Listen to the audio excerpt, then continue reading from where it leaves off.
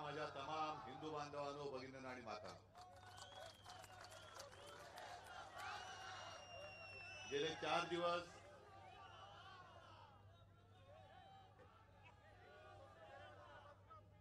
4 दिवस मी महाराष्ट्राच्या किनारपट्टीवरती फिरतोय. 2 दिवसापूर्वी रायगड जिल्हा झाला आणि आज तुमच्या समोर आहे सिंधुदुर्गामध्ये. आणि एक वेगळं दृश्य मला पाहायला मिळते. आपल्या काळामध्ये 2 चक्रीवादळं आली होती, टोकते आणि निसर्ग. ती आली आणि आपलं नुकसान करून गेली. ती वादळ होती समुद्रामध्ये. पण आता मला 2-4 दिवसामध्ये किनारपट्टीवरती एक भगवं वादळ दिसते. आणि हे भगवं वादळ दिल्लीच्या दिशेने निघालेलं आहे. जसं वादळ म्हटल्यानंतर वादळ असतं, पण आपलं भगवं वादळ वेगळं आहे. ज्यांच्या डोक्यामध्ये मस्ती आहे त्यांना मुळासकट उकळून टाकणारं हे वादळ आहे. मगाशी मी सिंधुदुर्ग किल्ल्यात गेलो आणि वैभवचं खरंच कौतुक केलं. भास्कर उद्धव म्हणतोय की केवढे उद्धवमय झाले, त्याची एक प्रचिती आहे. पण वैभव, तुझं मी खरंच कौतुक का केलं? कारण छत्रपती शिवाजी महाराजांचं एकमेव मंदिर आपल्या या सिंधुदुर्गात आहे. आणि यापूर्वी सुद्धा ते मंदिर होतं, ते बऱ्याच वर्षांपासून. पण आजपर्यंत कोणालाही सुचलं नव्हतं की आपल्या राजाला शोभेचं एक चांगलं सिंहासन करायचं. आणि हे सिंहासन सोन्याचं नाहीये. हे आपल्या महाराष्ट्राची ओळख आहे. दगडांच्या देशा, कणखर देशा, राखट देशा, दगडांच्या देशा. तसं ते अस्सल दगडांचा सिंहासन आहे. आणि आपल्याला सुद्धा आपल्या महाराष्ट्राची ओळख तीच ठेवायची. कणखर देशा, राखट देशा, दगडांच्या देशा. हे आता जे चाललंय गुंडांच्या, लाचारांच्या, नामर्दांच्या देशा, ही आमच्या महाराष्ट्राची ओळख नाहीये. दिल्ली समोर म्हणजे आग्र्याच्या दरबारात सुद्धा न झुकणारे आमचे छत्रपती शिवाजी महाराज, त्यांच्यापासून त्यांचा आदर्श घेऊन आम्ही पुढे निघालेले त्यांच्या विचारांचे वारसदार आहोत. आणि या महाराष्ट्रामध्ये जो जन्माला येतो तो जन्मजात शिवप्रेम अंगामध्ये भिनवूनच जन्माला येतो. त्याला शिवप्रेम शिकवावंच लागत नाही. मी छत्रपती शिवाजी महाराजांच्या समोर नतमस्तक झालो. काही दिवसांपूर्वी आपले पंतप्रधान येऊन गेले. हल्ली त्यांना बऱ्याचदा महाराष्ट्रामध्ये यावंसं वाटायला लागले. आता परत 19 फेब्रुवारीला येतात शिवनेरीवर. मध्ये येऊन गेले सिंधुदुर्गात. सिंधुदुर्गामध्ये आले खरे, पण जे सिंधुदुर्गाचं वैशिष्ट्य आहे ते म्हणजे या किल्ल्यावरून किल्ल्याचं नाव ठेवलं गेलं. त्या सिंधुदुर्ग किल्ल्यामध्ये गेलेच नाहीत आणि मंदिरामध्ये तर नाहीच नाही आले. एक चांगली गोष्ट केली, तो नौदलाचा दिवस साजरा केला. आपल्या शक्तीचं प्रदर्शन, आपल्या म्हणजे आपल्या देशाच्या, ही मोदींची शक्ती नाही, माझ्या भारत मातेच्या नौदलाची ती शक्ती आहे. ती आधीपासून आहे आणि याच्या पुढे सुद्धा राहणार आहे. मग म्हणायचं म्हणून कोणाच्या तरी डोक्यात एक कल्पना निघाली आणि पुतळा उभा केला तिकडे राजकोटला. जरा आनंद आहे. असे पुतळे राज्यभर खूप आहेत आणि आणखीन खूप होतील. करायलाच पाहिजे, कारण ते आमचं दैवतच आहे. पण मला असं वाटलं होतं की येत आहेत सिंधुदुर्गामध्ये, पहिल्या प्रथम येत आहेत, जातील आमच्या महाराजांसमोर नतमस्तक होतील. आणि संकटामध्ये कधीही न आलेले पंतप्रधान निदान या निमित्ताने तरी महाराष्ट्राला नाहीतर माझ्या कोकण किनारपट्टीला काहीतरी भरघोस घेऊन जातील. दिलं तर काहीच नाही, पण उलटा आपल्या राज्यात येणारा तो पाणबुडीचा पर्यटन प्रकल्प होता तो गुजरातला घेऊन गेला. म्हणजे आता मला भीती अशी वाटते, हे येत आहेत आणि बघता तिकडे काय चांगलं आहे ते घेऊन आपल्या गुजरातला पळून नेतात. अहो मोदीजी, तुम्ही देशाचे पंतप्रधान आहात. गुजरातचे मुख्यमंत्री होतात तेव्हा तुम्ही जे करत होता ते ठीक आहे, पण आमचं काही गुजरात बद्दल द्वेष नाही आमचा. गुजरातला तुम्ही जरूर समृद्ध करा, पण तुमची जी एक अशी थोडीशी भावना आहे की गुजरात समृद्ध झाला तर देश समृद्ध होईल. माझा महाराष्ट्र समृद्धच आहे. माझ्या महाराष्ट्राला जो वारसा लाभलाय तो एवढा प्रचंड वैभवशाली आहे की मला नाही वाटत तो दुसऱ्या कोणत्या राज्याला क्वचितच लाभला असेल किंवा नसेल. हा साधू संतांचा महाराष्ट्र आहे, वीरांचा महाराष्ट्र आहे, मर्दांचा आहे, क्रांतिकारकांचा आहे आणि छत्रपती शिवाजी महाराजांचा, शाहू फुले आंबेडकरांचा, समाज सुधारकांचा हा महाराष्ट्र आहे. तुम्ही कोणतेही क्षेत्र काय हा महाराष्ट्र कोणत्याही क्षेत्रामध्ये अजिबात मागे नाही, तसुपर पुढेच आहे. आणि मग ज्या ज्या वेळेला तुमचं ठीक आहे गुजरातचं प्रेम गुजरात ठेवा, गुजराती आमचाच आहे. इथे सुद्धा गुजराती बांधव आले असतील, माता भगिनी आले असतील, महाराष्ट्रभर राहतात, देशभर राहतात. कधीही आम्ही आणि गुजराती असा दंगा नाही झाला, अजिबात नाही झाला. आणि ज्या ज्या वेळेला गुजरातवरती संकट आलं, अगदी भूजचा भूकंप झाला होता, त्याही वेळेला तुम्ही कुठे होतात काय माहिती नाही, कारण हल्ली तुमचा उदय झाला, पण भूजच्या वेळेला असाल कदाचित, नाही म्हणत नाही. कारण जसं देवेंद्र फडणवीस बाबरी पाडताना होते असं म्हणतात, कोणीतरी सांगितलं की वरती चढले आणि त्यांच्या वजनानेच बाबरी पडली असेल. नाही असू शकतं, मी काय सांगू शकत नाही, गर्दीत कोण कोणाला ओळखते. तसं भूजच्या वेळेला तुम्ही असाल, पण भूजच्या वेळेला सुद्धा भूकंपाच्या वेळेला शिवसेनेने तिकडे मदत केली होती आणि मी स्वतः तिकडे गेलो होतो. सुरेशदादा जैन माझ्यासोबत होते. भारतीय कामगार सेनेच्या वतीने आपण तिकडे मला वाटतं शाळेचीच एक इमारत बांधली होती. त्यापूर्वी सुद्धा कित्येक म्हणजे 70-80च्या दशकामध्ये सुद्धा भूकंप झाला होता, पूर आला होता, कुठलं धरण ते फुटलं होतं, महापूर आला होता, तेव्हाही शिवसैनिक धावून गेले होते. म्हणजे असं आमचा काही दुजाभाव नाहीये तुमच्याबद्दल किंवा गुजरात बद्दल नाही, गुजरात बद्दल अजिबात नाहीये. तुम्ही गुजरातला जरूर समृद्ध करा, पण आमचं जे काय आहे महाराष्ट्रामध्ये जे काय आहे ते गुजरातला तुम्ही पळून नेणार असाल आणि हे मिंदे जर का शेपूट हलवत खुर्ची चाटत त्यांची चाकरी करणार असतील तर मग ह्यात मात्र यांना गाडावंच लागेल. आणि ते गाडण्याची ताकद माझ्या महाराष्ट्रामध्ये जरूर आहे, नक्की आहे. भास्करराव बोलत होते, विनायक राऊत पण बोललेले आहेत. आता कोंबडी काय तुम्ही म्हणालात, कोंबडी वडे मी आज खाल्लेत, त्याच्याबद्दल मी काय बोलणार, बोलायच्या लायकीचा नाही. मी या मतदारसंघामध्ये राजापूरची गंगा जी वर्ष 2 वर्ष 3 वर्ष 5 वर्ष कशी ती येते तिची आपण पूजा करतो, ती पवित्र आहे. आता दुर्दैवाने या लोकसभेमध्ये दुसरी गटार गंगा असेल त्याला मी काय करू शकतो. ही गटार गंगा आहे आणि गटार गंगा एवढी घाणेरडी आहे. तुम्ही म्हणाल तुम्ही सारखे मोदी मोदी मोदी काय म्हणता हो, म्हटलं मोदी मोदी आपण करत नाही, कारण शेवटी काय होतं काही वेळेला आपल्यावरती जे येतं ते थोडं तरी काही अंशात परत द्यावं लागतं. आपले पंतप्रधान मोदीजी मध्ये कुठल्या तरी एका प्रचार सभेत तिथे बाहेरच्या राज्यात बोलले होते की मैं रोज 2-3 किलो गालिया खाता हूं, असं आपले पंतप्रधान म्हणाले होते. तुमच्या लक्षात असेल, मैं रोज 2-3 किलो गालिया खाता हूं. मग प्रधानमंत्रीजी तुमचे हे भोका पडलेली टिनपाट जे आहे तिकडे डबडी, ते आम्हाला काय रसगुल्ले देतात, वो क्या कहते हैं, क्या बात करते हैं. आणि मी माझ्या सर्व शिवसैनिकांना सांगितले की त्यांना संस्कृती नाहीये, त्यांच्यावर संस्कार नाही आहेत, ते बोलतील म्हणून त्यांच्या भाषेत आपण उत्तर द्यायचं नाही.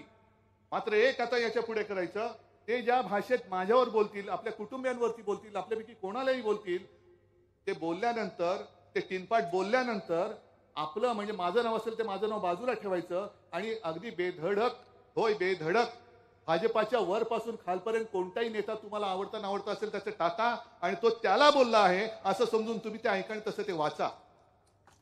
मग मोदी जी आपको समझ में आएगी गालियां क्या होती है, क्या होती है गालियां. तुमच्या पक्षामध्ये जे काही चाललेलं आहे, ज्या गोळीबाराचा तुम्ही उल्लेख केलात भास्करराव, भारतीय जनता पक्ष आपण सुद्धा 20-25-30 वर्ष त्यांच्या सोबत होतो. त्यावेळेला आपल्या अख्ख्या देशामध्ये आज मला एक गोष्टीचा अभिमान आहे की आज मुस्लिम बांधव सुद्धा इकडे आलेले आहेत, मोठ्या प्रमाणावर आहेत, काल परवा पण होते. याचं कारण त्यांना आता कळलंय की हिंदुत्व यांचं हिंदुत्व वेगळं आहे, आपलं शिवसेनेचं हिंदुत्व हे घरातली चूल पेटवणार आहे आणि त्यांचं हिंदुत्व हे घर पेटवणार आहे. हा आमच्या हिंदुत्वातला फरक आहे. आम्ही सुद्धा श्रीरामाचे भक्त आहोत, आम्ही सुद्धा जय श्रीराम म्हणतो, पण आम्ही भाजप मुक्त जय श्रीराम बोलतो. भाजप मुक्त जय श्रीराम. कोणी तुम्हाला बोलेल जय श्रीराम, होय भाजप मुक्त जय श्रीराम. कारण श्रीराम ही कोणाची खासगी प्रॉपर्टी नाही. पण त्यावेळेचा जो एक भाजपा होता, संपूर्ण देशामध्ये एक विचित्र वातावरण होतं. कोणी कोणाला म्हणजे भाजप आणि शिवसेना अख्ख्या देशात अस्पृश्य होते राजकारणामध्ये, एकमेकाच्या जवळ यायला कोणी तयार नव्हते. त्या काळामध्ये मोदीजी पहिला तुम्हाला भाजपला तारलं असेल ते माझ्या महाराष्ट्रामध्ये माझ्या वडिलांनी हिंदू हृदय सम्राट शिवसेना प्रमुखांनी तारलेलं आणि त्यांचा मी सुपुत्र आहे. आज तुम्हाला घराणेशाही म्हटल्यानंतर चटके बसतात. अरे ज्या शिवसेना प्रमुखांनी तुम्हाला अटलजींच्या वेळेला वाचवलं, जर शिवसेना प्रमुख तुमच्या मागे उभे राहिले नसते तर हे सत्य आहे की तेव्हा अटलजींनी यांना उचलून हिराच्या टोपलीत टाकून दिलं असतं. पण त्यांच्या मुलाला तुम्ही तोडून टाकतायत. मला राजकारणात खतम करायला निघालात. चला चला या अंगावरती बघूया, ही माझी ताकद आहे, ही माझी वडिलोपार्जित संपत्ती आहे, या अंगावर. आणि एक लक्षात घ्या, आम्ही छत्रपती शिवाजी महाराजांचे मावळे आहोत, शिवसेना प्रमुखांचे शिवसैनिक आहोत. जर भारतीय जनता पक्षामध्ये थोडी जरी हिंमत किंवा मर्दपणा असेल, भारतीय जनता पक्षामध्ये शिल्लक राहिला असेल, कारण मर्दपणा हा रक्तात असावा लागतो, तो 50 खोक्यांनी विकत नाही घेता येत. ते घेतले 50 खोके आणि दे मला मर्दपणा, नाही, अजिबात नाही. मर्दपणा हा दत्तक घेता येत नाही. मर्दपणा हा अंगात असावा लागतो, धमन्यात असावा लागतो. तो माझ्या शिवसैनिकात आहे. आणि म्हणून मी तुम्हाला आव्हान देतोय भाजपवाल्यानो, जर तुमच्यात मर्दुमकी जरा तरी शिल्लक राहिली असेल तर तुमचे जे घरगडी आहेत, ईडी, सीबीआय, इन्कम टॅक्स आणि नाईलाजाने पोलीस यांना बाजूला ठेवा. आणि असेल तुमच्यामध्ये काही शिल्लक तर मैदानामध्ये या, होऊन जाऊ द्या आमने सामने, बघूया कोण कोणाच्या पाठीला माती लावतो. अरे लोकशाही आहे ना, हुकुमशाही सारखे कशाला वागताय? आज सुद्धा आमच्या कार्यकर्त्यांवरती तुम्ही ईडी सोडताय, इन्कम टॅक्स सोडताय, सीबीआय सोडताय. तुमच्याकडे अप की बार 400 पार. पण मॅच कशी? बॉलिंग तुम्हीच टाकणार, बॅटिंग तुम्हीच करणार, अंपायर तुमचाच. आणि एवढं करून आउट झाला. परवा चंदीगडमध्ये जसा त्यांचा महापौर हरला तरी अंपायर तुम्हीच आउट झाला, त्रिफळा उडाला तरी सिक्सर. याला नपुसकपणा म्हणतात, याला नपुसकपणा म्हणतात. जर एवढे तुम्ही विश्वगुरु आहात, जगातला तुमचा सगळ्यात मोठा पक्ष आहे आणि 400 पार होणार असाल तर मग फोडाफोडी कशाला करताय? नितीश कुमारला फोडला, त्या हेमंत सोरेनला तुरुंगात टाकला, आता केजरीवालच्या मागे लागलेत. माझं तर तुम्ही शिवसेना नाव चोरलं, धनुष्यबाण चोरलात, भगव्यामध्ये छेद केलात. तरी देखील उद्धव ठाकरे काय, कोण आहे मी, काय माझ्याकडे? माझ्या साध्या साध्या शिवसैनिकाच्या घरी जाता, अगदी झोपडपट्टीमध्ये राहणाऱ्या शिवसैनिकाच्या घरी सुद्धा ईडी गेली होती. ही तुमची लायकी, ही तुमची मर्दुमकी? संपूर्ण तुम्ही सगळे कडेकोट बंदोबस्तामध्ये राहता. बॉम्ब प्रूफ जॅकेट घालणार, बॉम्ब प्रूफ गाड्या घेणार, तो बॉम्ब जॅमर घेणार. आणि माझ्या शिवसैनिकाचं त्याला संरक्षण नकोच, त्याला संरक्षण नकोच. पण माझ्या देशाची ताकद, ही प्रशासकीय ताकद, ही तुमची वैयक्तिक ताकद नाही. उद्या जरा तुमची सत्ता जाऊ द्या, बघा हीच ताकद तुमच्या अंगावर कशी येईल ती बघा. आणि काल परवाकडे जो गोळीबार झाला, भारतीय जनता पक्षाच्या आमदाराला पोलीस स्टेशनमध्ये गोळीबार करावा लागतो. तो गोळीबार करू शकतो? ठीक आहे, त्यांनी गोळीबार केलेला आहे, ज्याच्यावरती गोळ्या झाडल्या त्याची प्रकृती चिंताजनक आहे, त्या गोळीबाराचं मी समर्थन अजिबात करत नाही. पण त्या माणसाला, गणपत गायकवाडला एवढी अक्कल नसेल का की गोळीबार करणं म्हणजे कोणाचा तरी खून करणं, खून झाला, खून तो जर का मेला तर ह्याला फाशी लागू शकते, खुनाचा प्रयत्न केला म्हणून याला तुरुंगात जावं लागतं, हे त्याला माहिती नाहीये? एवढा काय तो बुद्धू आहे? बरं, हे केलं ते केलं कुठे? पोलीस स्टेशनमध्ये. ते सगळं सीसीटीव्ही फुटेज बाहेर आलेलं आहे. हे सीसीटीव्ही फुटेज दिलं कोणी, मागितलं कोणी होतं? आणि सीसीटीव्ही फुटेजची गरजच नाही, कारण त्यांनी स्टेटमेंटच दिलेलं की होय त्यांनी मी गोळ्या घातल्याच म्हणाला तो. पण का गोळ्या घातल्या? काय असं गोळी घालण्यासारखं झालं काय? दोन गोष्टी आहेत. एक तर ज्या वेळेला एखादा माणूस आत्महत्या करतो तेव्हा तो पराकोटीचा नैराश्यामध्ये जातो, किंवा जर एखादा कोणाचा खून करतो किंवा खुनाचा प्रयत्न करतो तेव्हा तो भयंकर डिवचला जातो. आणि गणपत गायकवाडनी जे स्टेटमेंट दिलेलं आहे की पोलीस स्टेशनच्या दारात त्याच्या मुलाला धक्काबुक्की झाली आणि ते सहन झालं नाही म्हणून बाप म्हणून मी त्याला, त्या ज्यांनी केले त्याला गोळ्या घातल्या. आणि त्याच्या पुढे ते त्यांनी स्टेटमेंट केलेलं की त्याचे करोडो रुपये मिंदेकडे आहेत. करोडो रुपये मिंदेकडे. कोण चौकशी करणार?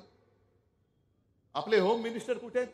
गृहमंत्री कुठे आहेत? आज कोण बोलतंय भाजपमधनं? जर का कोणी शिवसैनिकांनी, शिवसैनिक म्हणजे आपल्या, आणि मी पत्रकारांसुद्धा सांगतोय, ही जी त्यांची जी चालले मिंदे सेना, लाचार सेना, ही शिवसेना नाही. ही हिचं शिवसेनेच्या गुंडावरती हल्ला नाही. शिवसेनेमध्ये गुंड नाहीत, शिवसेनेमध्ये सैनिक आहेत. ही बदनामी करू नका. हे असे गुंड पुंड पोचण्यासाठी शिवसेना प्रमुखांनी शिवसेनेचा जन्म दिला नव्हता. अन्यायावरती वार करणारे म्हणून शिवसैनिक प्रसिद्ध आहेत. पण भाजप आमदारांची ही दयनीय परिस्थिती आली. गृहमंत्री आहात कुठे तुम्ही? देवेंद्र फडणवीस आहेत कुठे? आणि त्या गणपत गायकवाडनी सांगितलं की जोपर्यंत हा मिंदे महाराष्ट्रामध्ये आहे, हे मुख्यमंत्री असतील, तोपर्यंत महाराष्ट्रामध्ये गुंडांची पैदास होईल. राकट देशा, कणखर देशा, दगडांच्या देशा, त्याची ओळख हे गुंडांच्या देशा करतील. हे आपल्याला चाललेलं आपल्या डोळ्यादेखत होणार आणि आपण बघत बसणार. कोकणाने जी एक चांगली गोष्ट केली, मला खरंच अभिमान आहे तुमचा सगळ्यांचा. मगाशी भास्करराव तुम्ही सांगितलं की वैभवला निवडून दिलं. गेल्या वेळेला खरं हा मतदारसंघ थोडक्यामध्ये आपण म्हणजे शेवटच्या 10-15 दिवसात हा लढवला, पण या वेळेला त्या तीनपाट्याला आणखी भोकं पाडायची. उभाच राहता कामा नये, परत पुन्हा उभा राहता कामा नये. पण विनायक राऊत त्यांनी त्यावेळेला ठाण बांधून बसले. वैभव तू सुद्धा ठाण बांधून बसलास, उभा राहिलास. कारण मला माहिती आहे, जेव्हा ती पोटनिवडणूक झाली होती, शिवसेना प्रमुखांनी यांना लात मारून गेट आउट सांगितलं होतं. यांनी शिवसेना सोडली नव्हती, याला हाकलला होता शिवसेनेतून गेट आउट म्हणून. हे जे सांगत असतील की मी शिवसेना सोडली नाही, याच्या लात घातलेले पार्श्वभागावर शिवसेना प्रमुखांनी. आणि तेव्हा जे काही वातावरण होतं पोटनिवडणुकीमध्ये, एक भयभीत असं वातावरण होतं. आपलं गोवेकर, त्याचं काय झालं तुम्हाला कल्पना आहे. त्याच्या आधी श्रीधर नाईक, सत्यविजय भिसे, हे असे सगळे गेले, कोणाचा कोणाला पत्ता नाही. आणि सगळे जेव्हा जेव्हा मी इथे आलो आणि ज्यांच्या गावात गेलो, सगळे सांगत होते की उद्धवजी इकडे कोणतरी एक ठाण मांडून बसणारा माणूस द्या, आम्ही सगळे तुमच्या बरोबर आहोत, या गुंडाला आम्ही पाडणारच. म्हणून मी तुम्हाला धन्यवाद देतोय, कारण कोकणनी एक चांगला पायंडा पाडला, की नाहीतर आज कोकणात काय झालं असतं. हे कल्याणमध्ये जे काय काल घडलं, तर आजपर्यंत कोकणामध्ये काय घडलं असतं. तुमची मुलं बाळ सगळी सुरक्षित राहिली असती. हे गुंड एवढे चढले, एवढे मातले, त्यांना मंत्रिपद दिली गेली. मला खरंच भाजपाचं खरं एक दया येते भाजपाची, की तुम्ही कोणाला पोचता आहात, कोणाला मंत्री करता आहात. आम्ही होतो ना तुमच्यासोबत. एक कडवट ज्या वेळेला भाजपावरती टीकेचे प्रहार होत होते, अगदी गोपीनाथ मुंडेंवरती झाले, तेव्हा शिवसेना प्रमुखांनी त्यांना वाचवलं होतं. वैयक्तिक टीका कोणी केली तर पहिले शिवसेना प्रमुख त्याला उत्तर द्यायचे. एक प्रकारची ढाल म्हणून शिवसेना तुमच्यासाठी राहिली होती आणि अन्यायावरती वार सुद्धा शिवसेना तुमच्या वतीने ती करत होती. पण तुम्ही आम्हाला खतम करण्याची सुपारी घेऊन आमच्यातलीच माणसं फोडली. बरं, आता मोदीजींना नवीन साक्षात्कार झाले की आता घराणेशाही नको. मग मी असं समजू इकडे सूक्ष्म लघु सुद्धा घराणेशाही राहणार नाही. ही गद्दारांची घराणेशाही, खोका पडलेल्या टीनपाटांची घराणेशाही, याच्या पुढे या घराण्यातल्या एकालाही तिकीट मिळणार नाही असं मी समजायचं का? तसं पंतप्रधान जाहीर करतील. आणि समजा पंतप्रधान जाहीर करणार नसतील तर हे जे इथली तीनपाट घराणेशाही आहेत ते करतील का? कारण त्यांना आता ते पंतप्रधान म्हणजे देव आहेत. मग तुमच्या देवाची इच्छा अशी असेल की यापुढे घराणेशाही नाही, तर या घराण्याने असं जाहीर करावं आम्ही लढणार होतो, पण मोदीजींची इच्छा आहे आम्ही राजकारणातून आता निवृत्त होत आहोत. करा जाहीर. पण हे सगळं तुमची जी पालखी वाहत आहेत, तुमच्या पालखीचे भोई, त्यांचे सगळे म्हणजे मी कल्याण पासून सुरू केलं. कल्याणमध्ये सुद्धा घराणेशाही आहेच, आपणच उभी केली होती. कल्याणमध्ये सुद्धा गद्दारांची घराणेशाही आहे. आणि काल त्याच्यातनंच त्यांच्याच गुंडापुंडामधून ते गँगवॉर झाले. सरकारमध्ये हे गँगवॉर होतंय. सरकारचं काम काय आहे की गुंडांचा बंदोबस्त करायचा. तुम्ही तर गुंड पोचता आहात. कल्याणमध्ये घराणेशाही आहे, रायगडमध्ये घराणेशाही आहे, इकडे सिंधुदुर्गामध्ये त्यांची घराणेशाही आहे, नगरमध्ये घराणेशाही आहे, बऱ्याच ठिकाणी घराणेशाही. ही सगळी घराणी तुम्हाला चालतात. पण तुमच्या सोबतीने हिंदुत्वाचा भगवा घेऊन चालणारा उद्धव ठाकरे नाही चालत, शिवसेना नाही चालत. हे कोणते विचार? हे सडके विचार आहेत, हे सडके विचार आहेत. पण मला त्यांच्या पक्षाशी देणं घेणं नाही. मला दया एवढ्यासाठीच येते की आपल्याला खतम करण्याच्या नादात त्यांनी जे विष त्यांच्या पक्षात घेतलं, हा संपूर्ण भाजपा आता या गुंडांपुढे हतबल झालेला आहे, काही करू शकत नाही. म्हणजे भास्करराव, तुम्ही जी काही नावं घेतली, या गुंडांचं परवा त्यांनी गोळीबार केला, त्याला अटकेत टाकला. पण या मिंद्याच्या एका आमदारांनी भर गणपती विसर्जनाच्या मिरवणुकीमध्ये त्याच्या पिस्तुलातून गोळी झाडली होती, त्याच्यावरती अटक बिटक काही नाही. आता करायची त्याला क्लीन चिट देऊन, हा महेश आहे ना त्या वॉर्डातला, सिद्धिविनायकाचा अध्यक्ष केला. दुसऱ्या एका बिल्डरच्या पोराला पळवून नेला होता, त्याच्यावरती काही केलं नाही. हे असेच आहेत सगळे. म्हणजे मिंध्यांकडे गेले तर काही होणार नाही. म्हणजे मला असं वाटतं की काही काही शब्दांचा अर्थ असा आहे की काय, कि आप जितना भ्रष्टाचार करना है करो, जिसने लोगों को मारना है मारो, और भाजपा में आ जाओ, कोई आपका बाल भी बाका नहीं कर सकता. ये मेरी गारंटी है, मोदी गारंटी है, मोदी गारंटी है. ही तुमची गॅरंटी? या गॅरंटीला काही अर्थ नाहीये. पण गुंडांचं जर तुम्ही असं सांगितलं असतात की एक सर्वसामान्य माणसं, जसं तुम्ही ती मला वाटतं शिंदे ताई ती आपली ठाण्याची, तिच्या पोटामध्ये लाथा मारल्या, मी गेलो होतो त्या ताईला भेटायला. काय गुन्हा होता तिचा? महिला गुंड, म्हणजे गुंड पण महिला गुंडाने तिला मारलं. आणि ती हात जोडून विनवणी करते की मला मारू नका, मी उपचार घेते. नाही, फरफटवलं, तिला मारलं, तरी कोणावरती कारवाई नाही. ही अशी बेबंदशाही आपण समजून घेणार, त्याला मतदान करणार. बरं, काल परवाकडे ज्या निर्मला सीतारामन बाई बोलल्या, तरुण, शेतकरी, महिला आणि गरीब यांच्या 4 जातींवरतीच आम्ही काम करणार. जरूर करा. पण जर तुम्ही आतापर्यंत 10 वर्षात हे काम केलं असतं ना, तर आज तुम्हाला 400 पार करताना नितीश कुमारला फोडून घे, याला तुरुंगात टाक, त्याच्या मागे ईडी लाव, हे असे धंदे करायची गरज लागली नसती. लोकांनी तुम्हाला उचलून डोक्यावरती घेतलं असतं. तुम्ही किती सांगा की आम्ही किती बेकारी कमी केले, किती आणखीन आपल्या देशाची आर्थिक परिस्थिती किती उंचावलेली आहे, पण या काही बातम्या तुमच्यापर्यंत पोहोचणार नाहीत. गेल्या आठवड्यामध्ये जळगावमध्ये एक साहित्य संमेलन झालं. डॉक्टर शोभणे संमेलनाध्यक्ष होते. त्यांनी त्या भर संमेलनामध्ये अजितदादा होते, आणखीन मला वाटतं तिथले सगळे मंत्री, हे आमचे बाजूचे खाली मुंडी पातळ ढुंडी सावंतवाडीचे, म्हणजे असे ते मान घालून असे बघतात, कुठे बघतात तर आकाशात डोळे असतात, तोंड खाली असतं. हे असताना त्यांनी सांगितलं त्या डॉक्टर शोभणेनी की तरुणांची शक्ती जर तिला योग्य दिशा दिली गेली नाही तर देशात प्रलय होईल. शेतकरी आत्महत्या करतायत, बेकारी एवढी वाढते की त्या बेकारीमुळे तरुण जर का आत्महत्या करायला लागले तर देशामध्ये प्रलय होईल, प्रलय. आणि हे त्यांचं वाक्य फार गंभीर आहे. एखादा विचारवंत, एखादा साहित्यिक, एखादा डॉक्टर, एखादा आणखीन कोणी असा सुशिक्षित माणूस बोलतो तेव्हा आपण खरंच विचार केला पाहिजे की हा बोलण्यामध्ये काहीतरी अर्थ आहे.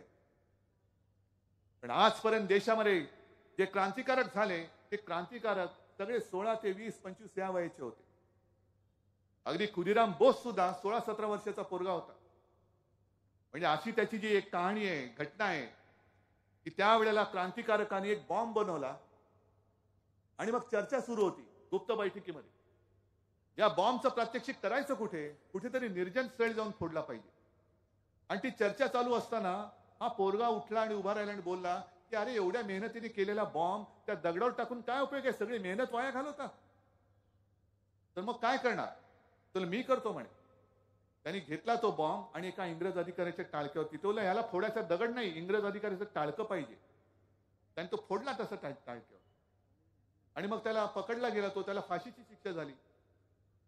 आणि मग एका कोणत्या तरी म्हणजे ज्याचं नाव नाही अशा कवीने एक कविता त्याच्यावरती केलेली आहे आणि त्याच्यात त्यांनी म्हटलं की तो शेवटचा क्षण जेव्हा आला तेव्हा खुदीरामची आई त्याला भेटायला गेली आणि खुदीरामने तिला सांगितलं की आई, तू रडू नकोस, काही काळजी करू नकोस, मी आजचा हा माझा जन्म माझ्या भारत मातेसाठी होता, पण पुढचा जन्म मी मावशीच्या पोटी जन्माला घेईन, तो तुझ्यासाठी असेल.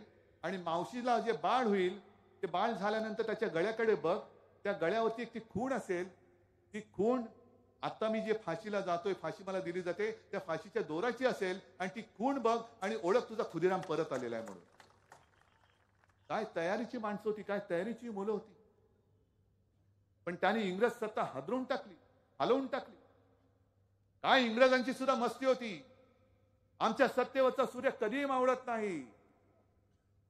आता त्यांच्या सत्तेचा सूर्य किती ठिकाणी उगवतो कल्पना नाही, पण आता त्यांच्या देशामध्ये हिंदुस्थान वंशाचा माणूस पंतप्रधान आहे. ही इंग्रजांची मस्ती जर उतरू शकते तर तुमची देशी मस्ती आम्हाला उतरवता नाही येणार. आहे ना देशी आणि विदेशी, तुम्हाला माहिती आहे काही लोकांना. आता विदेशीची मस्ती उतरू शकते तर देशीची उतरू नाही शकत. पण ह्या गोष्टीचा विचार न करता नुसतं विरोधक संपव. अरे तिकडे चीन घुसतोय, पाक व्याप्त काश्मीर आम्ही 1 इंच घेऊ शकत नाही, पण सगळ्यांना जय श्रीराम जय श्रीराम. चांगली गोष्ट आहे, आम्हाला सुद्धा अभिमान आहे जय श्रीरामाचा, आमची सुद्धा मागणी होतीच. पण हा निर्णय ना अटलजींच्या सरकारने घेतला ना मोदीजींच्या सरकारने घेतला. हा निर्णय सर्वोच्च न्यायालयाने दिला, म्हणून ते राम मंदिर होतंय, म्हणून ते राम मंदिर होतंय.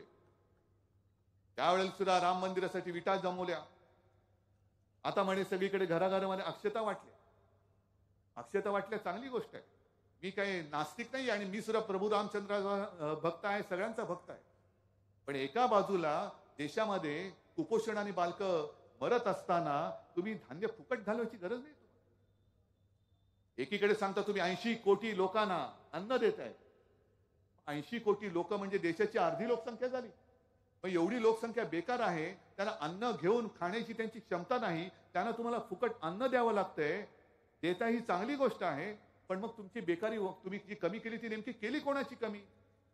काय उत्तर आहे? प्रश्न नाही विचारला, प्रश्न दिला तर तू देशद्रोही आहेस.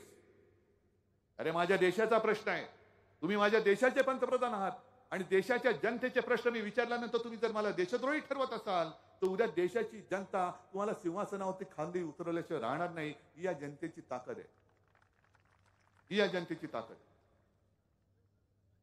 आणि हे सगळे असे विषय बघत चाललो असताना खरंच मला काही वेळेला RSS आणि भारतीय जनता पक्षाची कीव येते.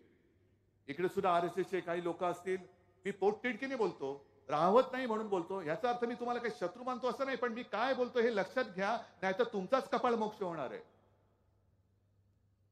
अनेक अशी RSSची घराणी आहेत की ज्यांनी घरदार कुटुंब सोडून भाजप वाढवण्यासाठी प्रयत्न केला. म्हणजे मला तर आठवतंय की एक राज्य जिंकल्यानंतर त्यांचं नाव मला कळलं, ते नाव ती व्यक्ती अजूनही आहे, त्यांच्यावरती आता दुसऱ्या राज्याची जबाबदारी दिली. पण ते राज्य जिंकल्यानंतर मला कळलं की व्यक्ती मुंबईत राहते. म्हटलं अरे बोलूया त्यांना, बोलवलं त्यांना, चहाला बोलवलं आणि त्यांना म्हटलं तुम्ही कसं केलं?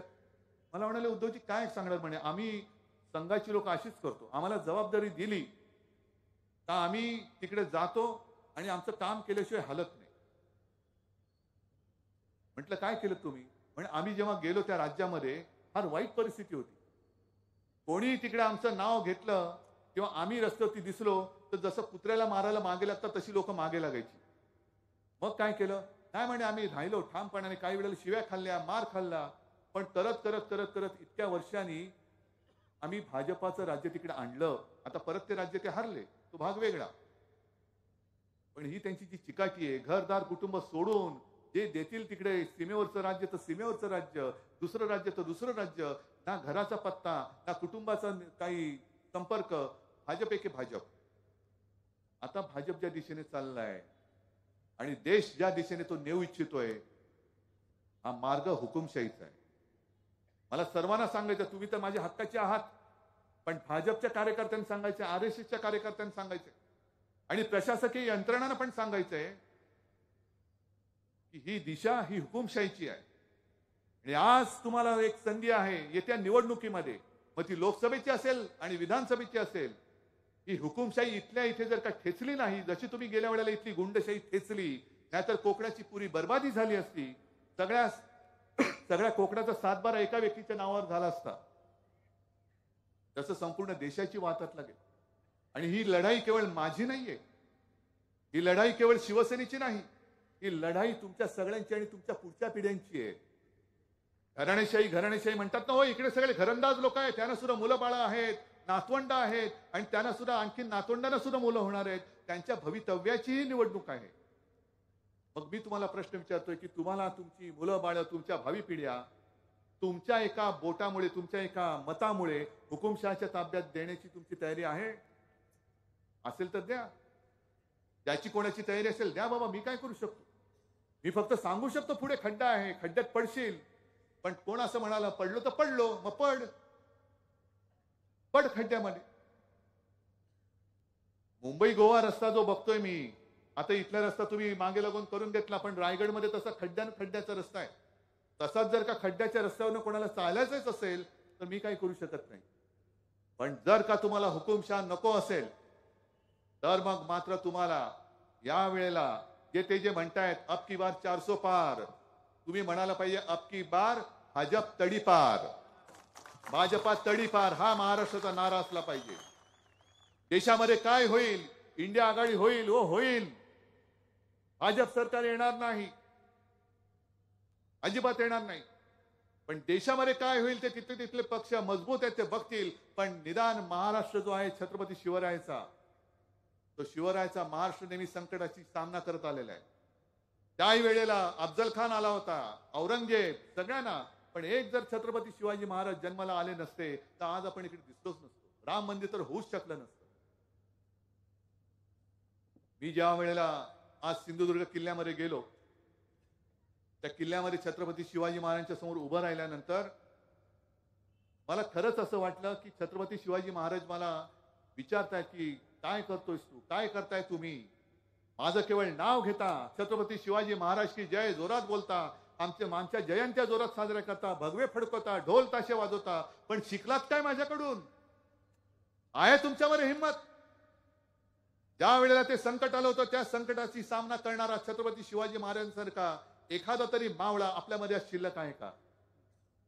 आपण घेणार आहोत त्यांच्याकडनं काहीतरी. आणि तिथे जे मी बोललो तर तेच परत सांगतो की छत्रपती शिवाजी महाराजांच्या समोर मी नतमस्तक होऊन याच 4 ओळी बोललो होतो. तव शौर्याचा एक अंश दे, तव धैर्याचा जरा स्पर्श दे, तव जीवनातील एक क्षण दे, आणि तव तेजातील एकच किरण दे. बस मला एक क्षण, एक अंश, एक किरण एवढा पुरेसा आहे. तेव्हाच जे काय होतं तेवढं हे मोठे कोणी नाही आहेत. एक तर यांच्यामध्ये स्वतःची ताकद नाहीये. जी ताकद आहे ती सगळी ताकद जनतेच्या कराच्या पैशातून ज्यांना पगार जातो त्या प्रशासकीय यंत्रणेची आहे. मग ती ईडी असेल, सीबीआय असेल, इन्कम टॅक्स असेल, पोलीस सुद्धा असतील. आणि सत्ता बदलल्यानंतर या सगळ्या शक्ती, या सगळ्या यंत्रणा आपल्याकडे येणार आहे. म्हणून कोणी असं समजू नये की मला सत्तेचा अमरपट्टा आहे. अजिबात तसं कोणाचं नसतं. लोक येत असतात, लोक जात असतात, पण देश तसाच राहत असतो. माझ्या भारत मातेचा इतिहास हजारो वर्षाचा आहे. माझा भगव्याचा इतिहास सुद्धा हजारो वर्षाचा आहे. तुम्हाला काय वाटतं या भगव्याची गद्दारी ह्या आत्ताच झालेली आहे? या भगव्याची गद्दारी तेव्हाही झाली होती. अगदी छत्रपती शिवाजी महाराजांच्या काळामध्ये सुद्धा भगव्याची गद्दारी करणारी लोक होती. आणि या सगळ्याची दखल इतिहासाने घेतलेली आहे. म्हणूनच तानाजी मालुसरे म्हटल्यानंतर आपण आदराने आपली मान खाली जाते. कान्होजी जेदे, बाजी प्रभू घोरपडे, हे सगळे, यशाजी कंक, हे सगळे छत्रपती शिवाजी महाराजांच्या सोबत राहिले. मेलो तरी 72, पण माझ्या शिवबाची साथ मी सोडणार नाही, माझा शिवबाचा भगवा मी सोडणार नाही. आणि म्हणूनच पराभव झाला होता. मिर्झा राजे जयसिंग हा सुद्धा हिंदूच होता, पण औरंगजेबाची चाकरी करत होता. औरंगजेबाची चाकरी. आणि प्रचंड सैन्य घेऊन आला. त्यावेळेला छत्रपती शिवाजी महाराजांना सुद्धा 2 पावलं मागे जावं लागलं. आग्र्याला तिकडे बंदिवान म्हणून जावं लागलं. तेव्हा जर का चॅनल असते आणि जर का वृत्तपत्र असती, संपलं, हिंदवी स्वराज्य संपलं, आता कोणी काही येत नाही. तेव्हा छत्रपती नव्हते, पण शिवाजी महाराज परत येत नाही. झाली असती बोंबा बोंब, सगळ्यांच्या प्रतिक्रियावर प्रतिक्रिया आल्या असत्या. पण तसं नाही झालं. महाराज धाडसाने, धाडस पाहिजे, धाडस पाहिजे.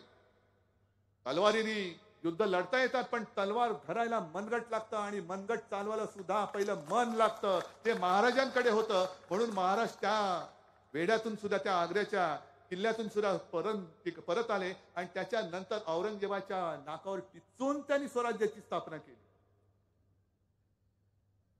तशी पुन्हा आपल्याला आपल्या भगव्याची एक प्रतिष्ठापना आपल्या विधानसभेवर आणि दिल्लीच्या तख्तावरती सुद्धा करावी लागेल. तो आपल्या खऱ्या आयुष्यातला यशाचा एक क्षण असेल. हे सगळे क्षण आपण छत्रपती शिवाजी महाराजांकडनं मागून घेत असताना कशासाठी? मला मुख्यमंत्री तुम्ही बोललात ते खरंच आहे, एक अपवाद, कारण परतीचे दोर माझे कापले गेले होते म्हणून मला मुख्यमंत्री पद स्वीकारावं लागलं. आणि सोडताना मी हा नाही विचार केला की अरे सोडू कसं हेड. जर मला चिकटून राहायचं असतं तर मी चिकटून राहू शकलो असतो. मला काय कळलं नव्हतं माझे आमदार फुटतायत, त्यांना पकडून टाकू शकलो नसतो हॉटेलमध्ये. या मिंद्याचं काय उचलून कुठूनही दाढी उचलून धरून खेचून आणलं असतं त्याला. मी म्हटलं ही सडके, जसं मगाशी कोणी आंब्याची पेटी दिली, इकडेच दिली का तिकडे दिली? इकडेच दिली ना. आता कुठे ते आंबेवाले? आता तुम्ही सगळे कोकणची लोक आहात. हे आम्ही लहानपणापासून ऐकत आलोय की आंब्याच्या पेटीत एक जरी नासका आंबा असला तरी अख्खी आंब्याची पेटी नसते. म्हणून मी पहिले नासके आंबे उचलून फेकून दिले. चल जा म्हटलं. हे माझे आहेत ना मर्दासारखे मर्द आहेत, आणि मर्द जोपर्यंत माझ्या सोबत आहेत तोपर्यंत मला कोणाची पर्वा नाही. फक्त मी लढाईला उभा आहे. तुम्ही साथ देणार आहात की नाही? तुम्ही सोबत देणार आहात की नाही? आणि तुम्ही विजय देणार आहात की नाही? मग या मतदारसंघात सुद्धा जो उमेदवार आपला असेल त्याला तुम्ही विजयी करावंच लागेल. तुम्हाला विजयी करणार आहात की नाही? सावंतवाडी आहे, वैभव आहे, हा मतदारसंघ, ही सगळी किनारपट्टी मला आपली भगवी करून पाहिजे. आणि खासदार तर आहेच, खासदार तर आहेच. मग या विजयाची जबाबदारी मी तुमच्यावर टाकू? जरा हात वर करून सांगणार बस. अरे एवढे हात वर झाले ना तर ते श्रीकृष्णाची कथा माहितीये ना, गोवर्धन त्यांनी उचलला होता. आणि गोवर्धन त्यांनी एकट्याने नव्हता उचलला, त्याच्याबरोबर त्याच्या सगळ्या सवंगड्यांनी पण हात लावला होता. तेव्हा तो गोवर्धन पण उचलला गेला होता. तसाच हा माझ्या भारताच्या लोकशाहीचा गोवर्धन तुमच्या सगळ्यांच्या साथीने सोबतीने मी उचलल्याशिवाय राहणार नाही, हे एक वचन देतो आणि आपली रजा घेतो. जय हिंद, जय महाराष्ट्र.